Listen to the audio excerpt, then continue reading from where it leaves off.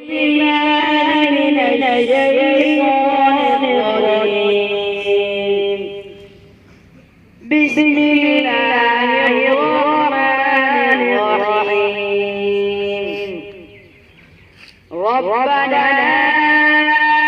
إنك تعلم ما نخفي وما نعلن وما يخفى على الله من شيء في الأرض ولا في السماء.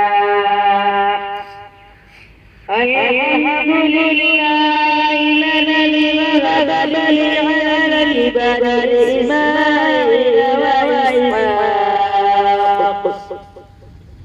إن ربي لسميع الدعاء.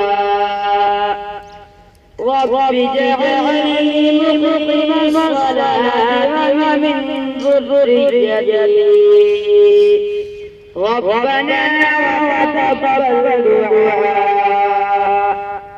ربنا اغفر لي ولوالدي وللمؤمنين يوم يقوم الحساب. آمنت بالله صدق الله العظيم.